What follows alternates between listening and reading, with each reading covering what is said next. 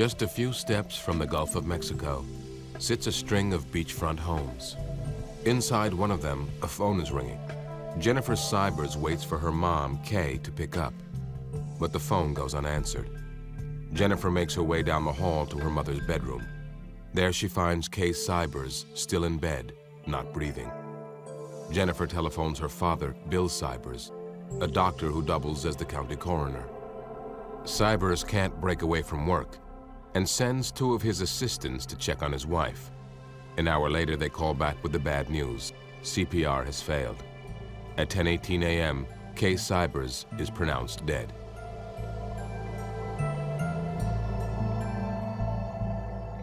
Dr. Terrence Steiner is a medical examiner and a former partner of Bill Sybers. He is one of the first that morning to learn that Kay has passed. Steiner calls Bill Sybers' office for a confirmation. Kay Sybers at that time was 52 years old, and everyone knew her to be in good health. That's an automatic autopsy anywhere in this state. As a county coroner, Bill Sybers has concluded his wife died of a heart attack without an autopsy or any type of exam. In the eyes of a fellow doctor, Sybers' decision seems strange. Professionally, it was absurd. It's defined by Florida statutes, and basically anybody who dies unattended by a physician and apparently in good health should go to the medical examiner. Steiner calls local authorities, urging an autopsy. Then he calls the Florida Department of Law Enforcement and suggests they might want to investigate. Scotty Sanderson is an agent with the Florida Department of Law Enforcement, or FDLE. His first job, determine if Kay Sybers died of natural causes. Sanderson finds Bill Sybers at home. Get a look at the body. He sits down with the doctor and asks what the couple did the night before Kay died. Sybers says he and his wife went out to dinner, split a bottle of wine, then went to bed. Sybers said that his wife woke up at around 4:30, complaining of chest pains and pains radiating down her left arm. Me as a layperson, not as a doctor, would think that he needs to call 911 and get his wife to a hospital for a possible heart attack. But he obtained a syringe and tried to draw blood from her.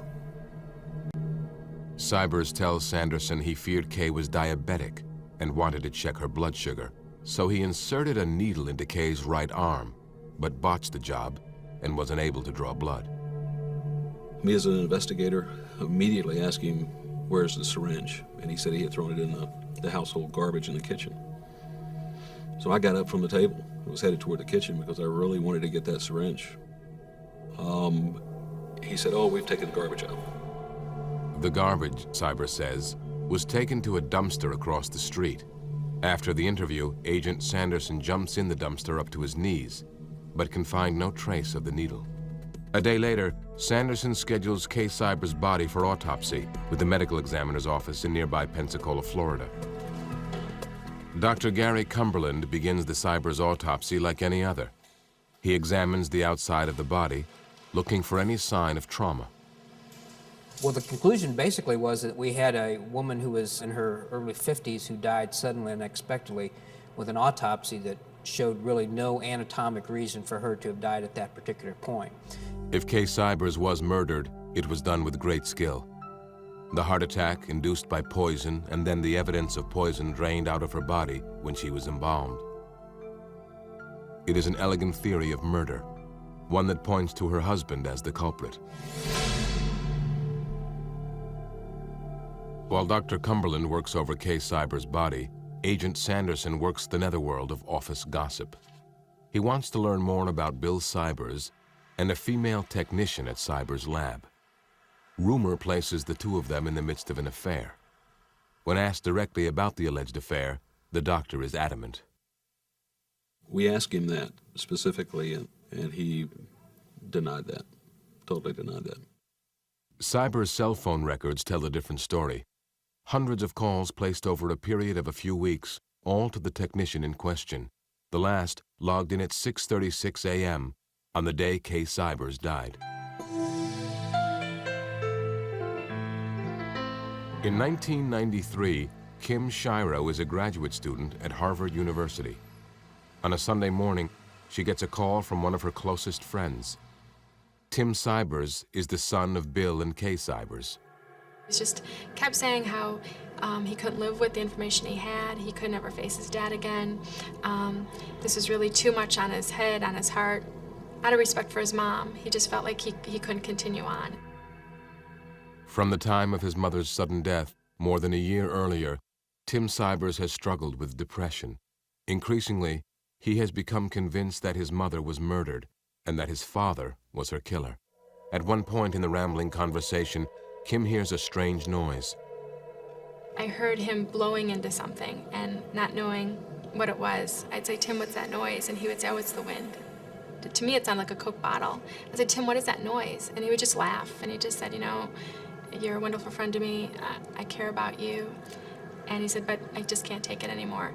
And with that, I heard a noise. I literally thought that they were, and I always described it the same way, that they were dishes, and they just fell.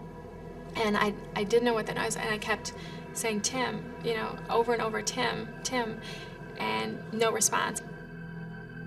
The wind that Kim Shiro hears is Tim Sybers blowing into the barrel of a gun he holds close to the phone. The sound of dishes falling is actually the discharge of the gun, a self-inflicted wound that kills 27-year-old Tim Sybers almost immediately. I had a call from a lawyer on behalf of the family just saying, you know, it's a private funeral and that I shouldn't go. A year later, Dennis Norred picks up the file. Tim Sybers' suicide and Dr. Sybers' reaction to it convinces Norred he's on the right track, that Bill Sybers is directly responsible for the death of his wife, and now indirectly responsible for the suicide death of his son. We created a list In order of to discover poisons exactly how that Kay Sybers would be the died, best type poisons to be used and if you wanted to kill somebody. One of the first things that we were told was that the ocular fluid showed elevated levels of potassium. Potassium. A small amount keeps the body healthy. Too much stops the heart dead. In Kay Sybers' case, the ME's report shows elevated levels in fluid drawn from the eyes. Dr. Frederick Reeders is the founder of National Medical Services, a leader in the field of toxicology analysis. Before reviewing Kay Sybers' case, Reeders gives Norred a primer on potassium chloride. He explains that it is a particularly fine choice for murder, that in fact, it is the third and final drug used in executions by lethal injection. Reeders attempts to measure the potassium levels in Kay Sybers' autopsy samples. Unfortunately, the samples are a mixture of blood and embalming fluid, making an accurate reading all but impossible. In this sea of ambiguity, however, Reeders finds an anchor: iron. Investigators take Reeders' findings to a judge and ask that the rest of Kay Sybers' body be exhumed. The court, however, rejects Reeders' science as too new. His conclusion is nothing more than speculation. The county medical examiner is living the good life in Florida's Panhandle until a district attorney named Harry Shorstein decides to pull the plug. In February 1997, a grand jury returns an indictment for murder. Dr. Sybers is arrested. Less than 24 hours later, he makes bail.